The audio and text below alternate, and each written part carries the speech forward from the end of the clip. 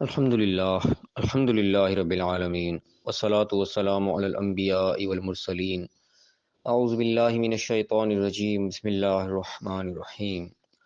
رب اشرح لی صدری ویسر لی امری واحلل عقدۃ من لسانی یفقہوا قولی واجعل لی وزیرا من اہلی۔ محترم سامعین، السلام علیکم ورحمۃ اللہ وبرکاتہ۔ الحمدللہ قرآن پاک ہم تعالیٰ ہمارے جاری ہے۔ سورہ الانفال کی آیت نمبر 54 تک ہم پڑھ چکے ہیں، اور انشاءاللہ آیت نمبر 55 سے آیت نمبر 58 تک پڑھیں گے۔ اعوذ باللہ من الشیطان الرجیم بسم اللہ الرحمن الرحیم ان شر الدواب عند اللہ الذین کفروا فہم لا یؤمنون، کہ بے شک تمام جانداروں میں جتنے بھی ذی روح ہیں، دابہ کا لفظ یہاں پہ جمع کے صیغے کے ساتھ آیا ہے، جتنے بھی جاندار جو ہیں ان میں اللہ تعالیٰ کو سب سے برے جو لگتے ہیں، سب سے برے جو جاندار جو اللہ کے نزدیک ہیں، وہ لوگ ہیں جو کفر کرنے والے ہیں، انکار کرنے والے ہیں اور بات کو نہیں مانتے۔ اب یہاں پہ ایک قسم کے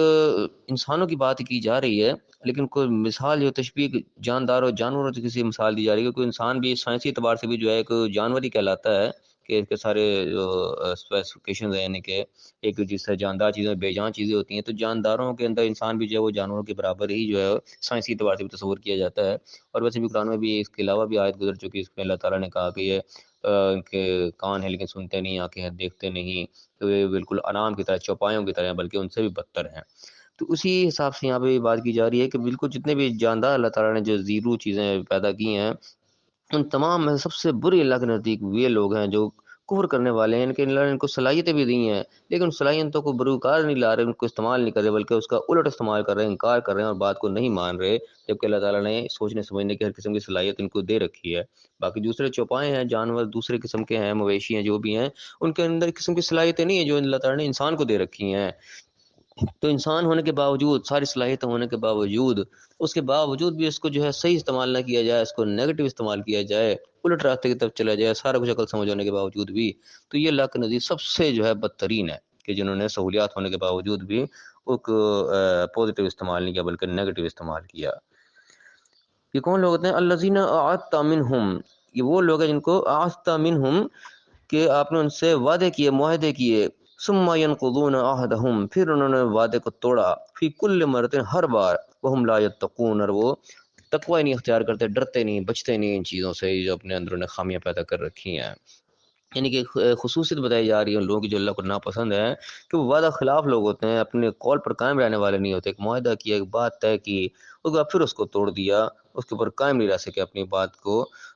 جسے کہنا چاہیے کہ کیری آن نہیں کیا، اس چیز کو جو وعدہ کیا تھا اس کو توڑ دیا، اور ایک بار نہیں توڑا، ہر بار توڑ دیا۔ یہ اللہ تعالیٰ کے نزدیک سخت ایک ناپسند چیز ہے، کہ اللہ تعالیٰ نے ویسے بھی قول و قرار کو، وعدے کو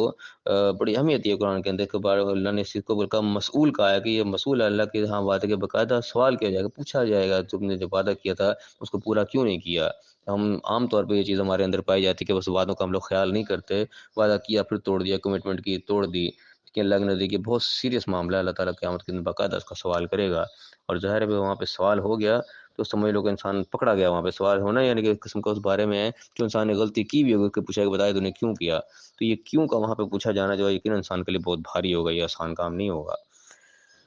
تو اللہ فرما رہا ہے کہ یہ وہ لوگ ہیں جو اللہ کو سخت ناپسندیدہ جانداروں میں، تمام جتنے بھی اللہ نے جیرو جانور پیدا کیے ہیں ان سب میں اللہ کے نزدیک برے وہ لوگ ہیں جو کفر کرتے ہیں، انکار کرتے ہیں، بات کو نہیں مانتے، اور جب ان سے کوئی وعدہ کیا جاتا ہے، ان سے تم نے عہد کیا ہوتا ہے، اس کو ہر بار توڑ دیتے ہیں، اور تقویٰ بھی اختیار نہیں کرتے، ڈرتے بھی نہیں اس چیز سے کہ ہم کر کیا رہے ہیں۔ تو اللہ تعالیٰ اس بارے میں کیا ارشاد فرمائے گا؟ فَإِمَّا تَثْقَفَنَّهُمْ فِي الْحَرْبِ، تو ایسے لوگوں کو اب جب تم جنگ کی حالت میں اگر پاؤ، یعنی کہ بالکل کھلم کھلا تمہارے خلاف آگے کھڑے ہو گئے، ایک تو ہے اندر سے سازشیں کرنا، خاص طور پہ پس منظر وہی چل رہا ہے جو کہ مدینے کے حالات تھے، جو لوگوں کے ساتھ معاہدے کیے تھے آپ صلی اللہ علیہ وسلم نے، یہودیوں وغیرہ کے ساتھ معاہدے کیے تھے، تو پس منظر تو اصل میں وہی ہے کہ وہ معاہدوں کے باوجود وہ وعدہ خلافیاں کرتے تھے، معاہدے توڑ ڈالتے تھے، اندر اندر سازشیں کر رہے ہوتے تھے۔ ان کے حوالے سے بتایا جا رہا ہے کہ سازشیں تو وہ کر ہی رہے ہیں، وَإِمَّا تَثْقَفَنَّهُمْ فِي الْحَرْبِ، اگر تم ان کو جنگ میں، لڑائی میں کہیں پالو گے، بالکل کھلم کھلا سامنے آ گئے، ایسے کہتے ہیں کہ رنگے ہاتھوں پکڑے گئے،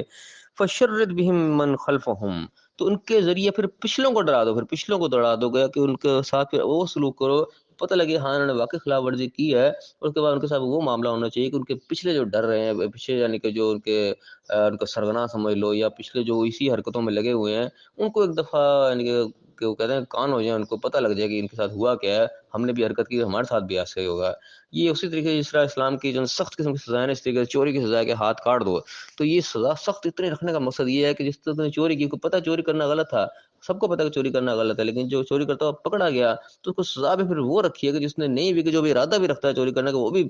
100 ہاتھ پیچھے چلا جائے گا، وہ تو کام بڑا خطرناک ہے، میں پکڑا گیا تو میرے ساتھ بھی یہ سلوک ہوگا، اس لیے خدا رکھی کہ اس کے ہاتھ ہی کاٹ دو کہ دوسرے کے عبرت کا نشان بن جائے وہ شخص جس نے جانتے بوجھتے ہوئے خلاف ورزی کی۔ تو اسی سے ملتا جلتا حکم یہاں پہ بھی آ رہا ہے کہ جو شخص پھر اس سے حالت میں پکڑا جائے کہ وہ وعدہ خلافی کر رہا تھا، اور وعدہ خلافی کرتا کرتے حد تک پکڑا گیا کہ جنگ کے اندر ہی سامنے آ گیا، وہ جو کہتے ہیں کہ سازشیں چھپ چھپا کے، اور ایک کھل کے سامنے آ گیا، رنگے ہاتھوں پکڑا گیا، سب کے سامنے بے نقاب ہو گیا کہ واقعی اس نے یہ کام کیا ہے، تو اس کے بعد پھر اس کے ساتھ وہ سلوک ہونا چاہیے کہ باقیوں کے لیے وہ ایک عبرت کا نشان بن جائے، کہ باقی اس کو دیکھ کے دوڑ جائیں، دوبارہ ہمت نہ کرے اس قسم کا کام کرنے کی۔ تو وہ اللہ تعالیٰ نے حکم دے رہا ہے کہ فَإِمَّا تَثْقَفَنَّهُمْ فِي الْحَرْبِ، تم کو حرب کے اندر، لڑائی کے اندر پالو، فَشَرِّدْ بِهِم مَنْ خَلْفَهُمْ، جو پیچھے ان کے جو ہیں، ان کے پیچھے والے، ان کو اس کے ذریعے سے پھر بھگا دو، ان کو کہ وہ بھاگ جائیں دیکھ کے، لعلہم یذکرون، تاکہ ان کو نصیحت حاصل ہو جائے کہ یہ کام کرنے والا نہیں تھا جو ہم نے کیا۔ یہ وعدہ خلاف اللہ کے نزدیک اتنا سخت معاملہ ہے کہ اللہ تعالیٰ اس میں رعایت نہیں دے رہا بالکل بھی۔ پھر آگے فرمایا کہ وَإِمَّا تَخَافَنَّ مِن قَوْمٍ خِيَانَةً، کہ اگر تمہیں پھر کسی قوم سے خیانت کا خوف آ جائے کہ قوم جو ہے وہ خیانت پہ اتر آئی، یہاں پہ یعنی کہ پہلے ایک انفرادی شخص کی بات ہو رہی ہے کہ انفرادی بندہ کوئی کام کر رہا ہے، کہ چوری ہے وہ بھی ایک انفرادی معاملہ ہوتا ہے، اس کے اوپر سزا نافذ کی جاتی ہے۔ اس طرح یہاں پہ بھی بات ہے کہ کوئی شخص اس قسم کی حرکتیں کر رہا تھا، پھر وہ رنگے ہاتھوں پکڑا بھی گیا، تو اس کی سزا وہ دینی ہے کہ اس کو دیکھ کے پچھلے عبرت حاصل کر لیں۔ لیکن اب یہاں پہ جو بات آ رہی ہے وہ قوم کے حساب سے بات آ رہی ہے کہ وَإِمَّا تَخَافَنَّ مِن قَوْمٍ خِيَانَةً، کسی قوم سے تمہیں